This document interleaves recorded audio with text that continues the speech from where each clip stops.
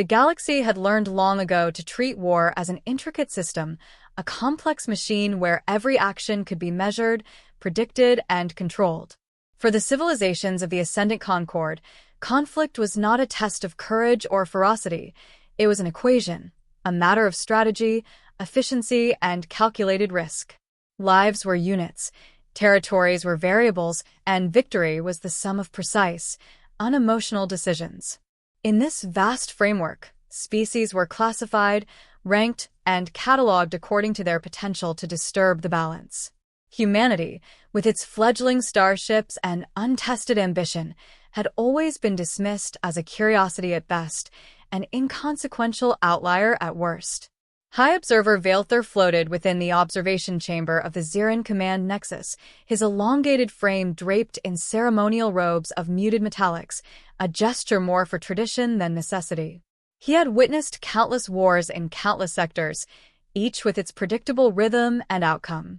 Beside him, strategist Kelrix manipulated the holographic display with precise gestures, weaving calculations and probability simulations across the projection. Archivist Morrowind, older and quieter, leaned forward, his segmented eyes scanning the reports with a historian's meticulous care. Together, they observed the latest engagement, a border skirmish between the Ziran Collective and the Kale Dominion, a conflict that promised standard, unremarkable carnage. And then the humans arrived. They came aboard Ziran vessels, small, angular ships that defied the elegant symmetry of Concord engineering. Shields glimmered faintly across their hulls, but nothing suggested the sophistication typical of galactic combatants. Vaelthur studied them with a trained eye, noting the heavy armor plates, the exposed conduits, the functional brute force design. They were slow, cumbersome by Concord standards, and yet their presence rippled across the analysts' prediction matrices like a disruptive pulse. Kelrix frowned. "They should have been negligible," he muttered. "Our simulations predict their destruction within 72 hours of sustained combat." Morrowind's antennae twitched. Emotional species rarely endure prolonged engagement. Yet here they are. The humans moved with deliberate precision, each decision echoing a strange mixture of instinct and reasoning. Vaelthur observed communications intercepted from the fleet, terse, unembellished commands, issuing orders without ceremony or apology. "Advance. Secure. Hold," the messages read. Casualty estimates were included, but they were almost irrelevant, statistics to be acknowledged and then ignored. The alien analysts cataloged each anomaly, each deviation from expected behavior. Still, they dismissed it as statistical noise, nothing more than a curious fluke in a predictable universe. Even so, there was something in the humans' movements that unsettled Vaelthur. When his models predicted retreat, the humans pressed forward. When simulations suggested exposure would be fatal, they walked into danger with unflinching resolve. Medics ran alongside soldiers in open fire, hauling the injured back from lines no rational species would traverse. Every action seemed to defy the established parameters of survival. Vaelthur's own logic circuits, refined over millennia, struggled to integrate these inconsistencies. Yet he did not speak. He merely recorded. From the corner of his vision, Kelrix gestured at the projection. "They calculate risk differently," he said, almost to himself. "Not to avoid it, but to confront it. They treat probability as optional, not absolute." Morrowind's voice was quieter, measured, tinged with something almost like awe. Perhaps that is their evolution. Constant existential threat might have taught them to regard fear as a tool rather than a barrier. Vaelthur frowned. He had encountered countless species whose fear dictated their behavior, whose biology and psychology were inseparable from the desire to survive. Yet these humans seemed to operate outside the bounds of conventional instinct. To watch them was to witness an equation without constraints, a pattern that refused definition. The battle for the contested Ziran outpost was scheduled to begin in hours. Alien drones were already deploying in precise vectors, energy shields humming and displacing debris with methodical accuracy. The Concord expected the humans to falter under the first wave of calculated destruction. Yet, when the first reports came in, the predictions did not match reality. Human soldiers, small and fragile-looking, moved through devastation with a confidence that violated every tactical doctrine. They did not flee. They did not cower. They advanced. Vaelther recorded the data meticulously, the hum of the observation chamber filling the silence. Every casualty was logged, every maneuver noted, every anomaly catalogued. Strategist Kelrix recalibrated models again and again, only to have them fail repeatedly. Archivist Morrowind made no attempt to correct the data, his focus entirely on understanding the phenomenon before him. The humans were more than unpredictable, they were incomprehensible. And yet, they were real. And they were here. The hours passed, and the sun of the outpost's dying system cast long shadows across the metal skeleton of the battlefield. Vaelther felt something unfamiliar, a tightening in his chest that defied logic. It was not fear, not precisely, but the shadow of a realization that humanity might not merely survive the coming engagement. They might triumph. That possibility, unthinkable in every simulation, now hovered like a specter over the Concorde's expectations. The observer's hand hovered over his datapad, trembling subtly. This species did not conform. This species refused to yield. The chamber doors slid open with a whisper, admitting the distant hum of Xeran battle fleets mobilizing. Vaelther's gaze lingered on the tiny human ships threading through the formation, unshielded, undaunted, and resolute. Kelrix leaned closer, voice low. If they endure this, the galaxy will need to rethink its assumptions. Morrowind's antennae quivered. Indeed. This is the first time I have felt uncertainty in millennia. Vaelther recorded his personal log, a final entry before the engagement began. Prepare to observe what may redefine strength, courage, and survival itself. This species does not fight to endure, it fights to prevail. A distant flare lit the horizon. The first shots would soon ring out. The humans, small and seemingly fragile, moved like shadows into a storm of calculated destruction. The alien observers could do nothing but watch. And for the first time in recorded history, the galaxy's equations might fail. The first flare of battle tore across the planet's surface, a jagged ribbon of fire and smoke that split the horizon. From their observation chamber, Vaelther, Kelrix, and Morrowind watched with a mixture of clinical curiosity and unacknowledged apprehension. The Xeran drones moved as expected, slicing through Kale defenses with precise energy beams and micromissiles. Shields shimmered and fell, containment fields rippled, and casualties were recorded with the detached efficiency of centuries-honed procedure. And yet, the humans were there, interwoven in the chaos, small and vulnerable, moving as though the carnage itself were an invisible current guiding them forward. High Observer Vaelther leaned forward, his eyes narrowing. He had anticipated fear, hesitation, retreat. None appeared. The human ground forces advanced steadily, pressing into zones the Concorde predicted would claim hundreds of lives in the opening minutes. Explosions erupted around them, concussive blasts that flattened alien constructs and tossed debris like toys. Yet the humans did not falter. Soldiers dragged the wounded, adjusted weapons with hands stained by blood and grime, and continued forward without pause. Their communications were terse and efficient. Hold the line. Advance to Objective 3. Cover each other. No pleas for survival, no orders to retreat, only directives, sharp and unwavering. Kelrix's claws clicked against the projection table as he recalculated probabilities. They shouldn't exist at this moment, he muttered.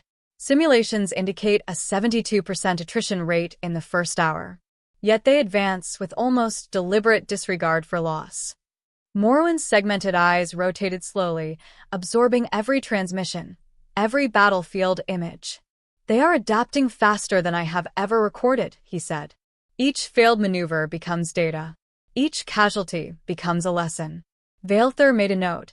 This is no ordinary species. Their psychology cannot be modeled by conventional algorithms. On the ground, human soldiers moved as coordinated elements, but their methods were chaotic by Concorde standards. Explosive charges were planted in ways designed to exploit terrain rather than predict energy flow. Kinetic artillery, deemed obsolete by the ascendant Concorde, tore through alien fortifications with devastating effect. Humans charged where others would have held back, flanking the enemy in ways that violated every known doctrine. Medics ran into fire, pulling bodies back while bullets and energy blasts tore the ground around them. The human definition of risk was alien, an instrument, not a deterrent. Valther's antennae twitched involuntarily. He had witnessed the collapse of countless species under sustained bombardment, their instinct to survive overwhelming all other considerations. Humans were different. Despite losses that would have reduced others to panic, their morale strengthened. Comrades fell, and the survivors fought harder, more fiercely, almost as if the very act of danger invigorated them. Cowrix's calculations blurred with the impossible. "They thrive where they should perish," he said in disbelief. "How does evolution allow this?" Morwen's voice was measured, tinged with cautious wonder. "Perhaps we have misjudged the parameters. Perhaps they have learned something older than fear, something primal, yet disciplined." A sudden transmission from the Zirin command reached the human units. "Retreat. Thresholds exceeded. Disengage immediately." Intercepted by the observers, the words were followed by a human response, simple and unmistakable. "Mission isn't finished." Valther's chest constricted, an instinctual reaction he had learned to ignore over millennia. The humans did not wait for orders. They did not negotiate safety. They executed objectives. Entire squads advanced under flanking fire, exposing themselves to near-certain annihilation, yet their pace never faltered. Every action reinforced the same strange, unyielding principle: success was more valuable than survival. By mid-battle, the Kale Dominion forces began to crumble under the unrelenting human advance. Alien troops trained for centuries were torn apart by what appeared to be improvised tactics, yet displayed a strategic coherence that defied calculation. Human units used terrain unpredictably, coordinated small squads in fluid motions, and struck with timing that no predictive model could anticipate. Valther realized, with a dawning unease, that these humans were rewriting the battlefield in real time. Each strike, each decision, each voluntary risk taken reshaped the outcome. The alien observers attempted to reconcile the impossibility. Cowrix ran simulations again, only to find the human forces consistently outperforming projections. Morwen cross-referenced ancient records of extinct species, searching for analogs. None matched. None approached the human resilience. Valther recorded the observation with unprecedented caution. This species does not fight to survive. It fights to win. Survival is incidental. Victory is imperative. As the sun dipped below the jagged horizon, casting long shadows across craters and ruined battlements, the first objectives were secured by human units. Casualties were staggering. Ships were damaged, soldiers injured or dead, ground positions obliterated. Yet the survivors did not celebrate. They regrouped, checked equipment, treated the injured, and prepared for the next wave. No rituals, no triumphal cries, only focus. The Concorde had never observed a species that treated destruction as a routine, necessary step rather than a catastrophe. The logic circuits of Valther and Cowrix struggled to reconcile this with the galaxy's long-held axioms. Morwen, silent for the first time in decades, simply watched, his segmented eyes reflecting the scorched landscape below. The final reports from the battlefield arrived just as darkness settled over the planet. The humans had achieved their primary objectives against odds that were statistically improbable. Their losses were immense, but their gains were decisive. Valther closed his observation pad and exhaled, a subtle motion that betrayed the first hint of apprehension he had allowed himself in millennia. Cowrix leaned back, claws tapping the table, a sound of disbelief rather than doubt. Morwen's antennae quivered slightly. "We have underestimated them," he said. "We have misjudged the measure of strength itself." Valther recorded one final entry before disengagement, prepared to recalibrate all assumptions. This species defies comprehension, yet defines the new standard of combat. The chamber grew silent, save for the distant hum of Ziran fleets withdrawing and Kale remnants regrouping. Outside, human vessels, scarred and battered, moved with steady precision, preparing for the next engagement. The galaxy had expected an easy skirmish. Instead, it witnessed something unfamiliar, something dangerous. For the first time, the alien observers faced the terrifying possibility that the humans were not merely participants in war, they were a force capable of reshaping its very rules. The aftermath of the initial engagement left the planet's surface scarred, but not subdued. Craters pocked the terrain, metal twisted into grotesque shapes, and fire smoldered in pockets where drones and constructs had fallen.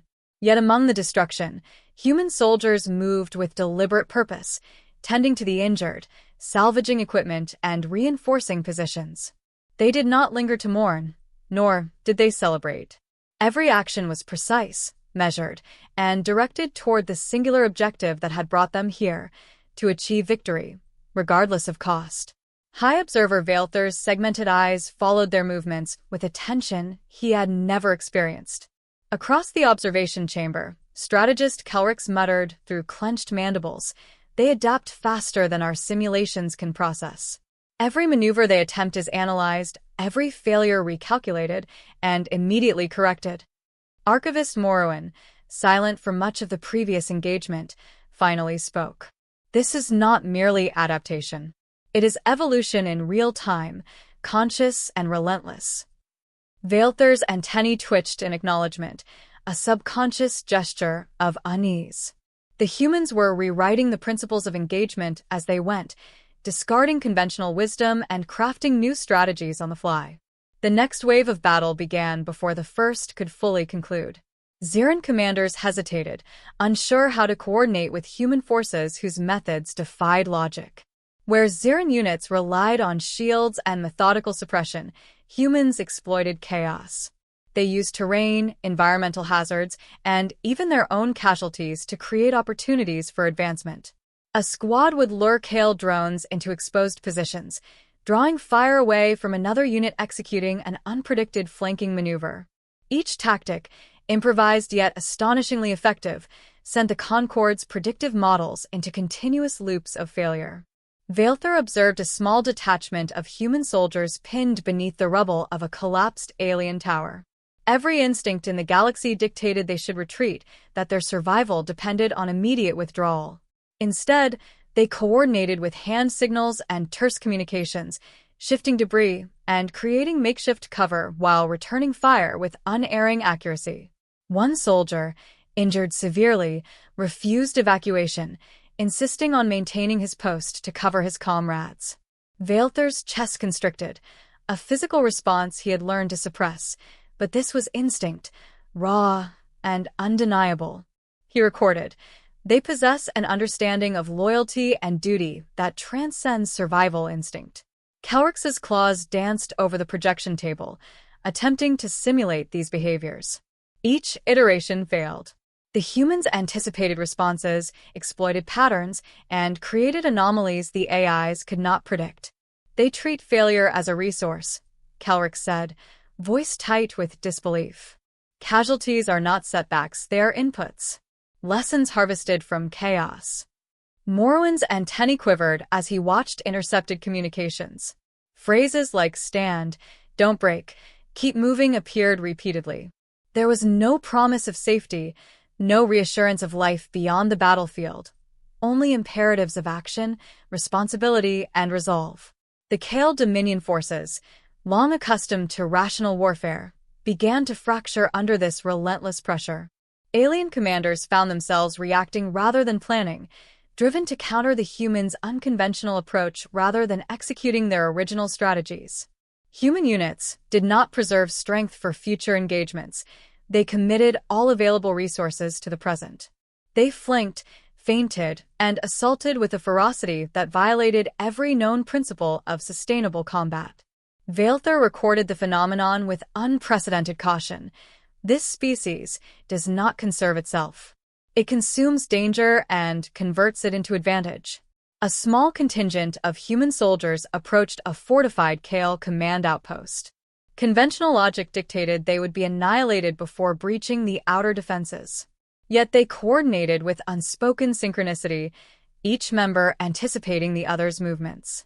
Explosives were deployed to precise effect, shielding each advance, even using debris from fallen structures as cover.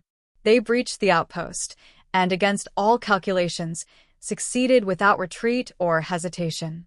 Calrix's projections now indicated near-total collapse of the enemy lines within hours, a collapse occurring despite human casualties that should have rendered them ineffective. Vaelther's log for the session grew lengthy. He noted every anomaly, every breach of predicted outcomes. Morrowind reflected aloud, his voice carrying both awe and unease. Perhaps their evolution is tied to constant existential threat. Every failure becomes a lesson. Every loss reinforces determination. Their psychology is unlike anything catalogued. Calrix's claws rapped nervously against the console. They are rewriting the rules. They are creating a new variable in galactic warfare. No species has ever behaved like this. No model can contain them. Vaelther remained silent, recording with meticulous precision. As darkness fell, the final stages of the engagement unfolded. Human units, battered but unbroken, pressed into positions thought unreachable, their advance relentless. The Kale Dominion faltered, not because of superior firepower, but because the humans refused to yield, refused to pause, and refused to consider retreat. Vaelther realized a truth that unsettled him to his core. The humans were not merely fighting battles, they were forcing the galaxy to acknowledge a new measure of strength. The observers watched as human forces consolidated their gains. Casualties were immense, but the survivors displayed no signs of despair or exhaustion. Instead, they organized, prepared for future operations, and secured the battlefield with methodical care. Victory, not survival, dictated their actions. Vaelther made his final note for the cycle. This species does not fight to endure. It fights to prevail. Survival is a consequence of their will, not the purpose of it. Calrix finally spoke, voice low and tense. We have underestimated them. The galaxy has underestimated them. Morrowind's antennae quivered in agreement. We must recalibrate every prediction. They are no longer a minor variable. They are a force that challenges every assumption we hold about life, combat, and survival. Vaelther, recording his final personal observation, felt a chill that no calculation could explain. Humanity had redefined warfare in the span of hours, and the consequences would echo far beyond this battlefield. The chamber fell silent. Outside, human ships, scarred but operational, moved with quiet precision, preparing for the next engagement. The galaxy had witnessed their first strike, and it had failed to contain them. The alien observers, for the first time in recorded history, understood that humanity could not be ignored, calculated, or constrained. They had become a living anomaly, a storm that could not be modeled, and the galaxy had no choice but to watch in cautious awe. The battlefield lay in near silence, a stark contrast to the roar and chaos of hours before. Fires smoldered in jagged craters, alien machinery lay twisted and broken, and the acrid scent of scorched metal hung heavy in the air. Yet among the ruin, the surviving human soldiers moved with deliberate calm. They checked equipment, treated the injured, and consolidated positions without ceremony or hesitation. Victory was not celebrated. It was simply achieved, a fact to be noted, maintained, and expanded upon. High Observer Vaelther's segmented eyes swept the scene, capturing every detail with obsessive precision. Strategist Calrix's claws tapped nervously against the projection table, while Archivist Morrowind remained silent, antennae quivering slightly as if sensing the full weight of what had transpired. The humans had rewritten the rules of engagement in a matter of hours, forcing every model, every doctrine, and every prediction into irrelevance. The Concord's predictive matrices, honed over millennia, had failed spectacularly. For the first time, the observers understood that humanity's unpredictability was not random, it was intentional. The surviving Kale forces, disoriented and demoralized, attempted to regroup. Their commanders, long trained in rational warfare, could scarcely comprehend the relentless human advance. Units that should have collapsed under bombardment had instead adapted mid-battle, exploiting environmental hazards, leveraging fallen comrades as tactical advantages, and executing maneuvers that defied every law of probability. Vailther recorded in his log, "This species converts adversity into opportunity. Their losses are not liabilities, they are catalysts." Kelrick's voice was tight with disbelief. "They do not preserve themselves. They commit everything to the present. Every risk is embraced, every failure analyzed, and each mistake immediately corrected. The galaxy has never seen such relentless application of will." Morrowind added, quietly but with weight, "Perhaps their evolution has been forged under constant existential threat. Perhaps fear is irrelevant to them because they have learned to treat it as a tool rather than a limitation." Vailther's antennae twitched, a subtle acknowledgement of the truth. The human's approach was both terrifying and elegant in its singularity.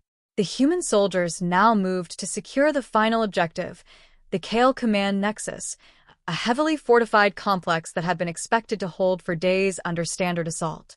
Conventional doctrine predicted annihilation for any species attempting the breach.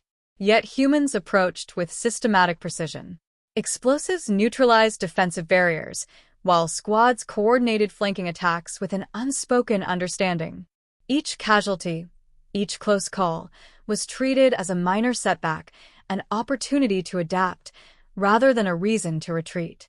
Vailther watched a single human officer, his uniform torn and stained, coordinate multiple squads under fire with simple gestures and clipped commands. Despite injuries that would incapacitate any known species, he moved with unwavering clarity, directing fire, organizing medics, and maintaining momentum. The alien observers struggled to categorize this behavior. In all recorded history, no species had treated survival as secondary to the achievement of objectives. Humans had inverted the calculus of war itself. Victory was paramount, and survival, though desired, was subordinate. When the Nexus finally fell, it was not through overwhelming firepower, nor through superior technology, but through the humans' unrelenting refusal to yield. They did not pause to celebrate. They did not issue proclamations. They secured the complex, tended to their wounded, and prepared for the next engagement, their minds already calculating subsequent objectives. Vailther recorded the final battle data with meticulous care. They redefine the concept of strength. Their persistence converts every loss into progress.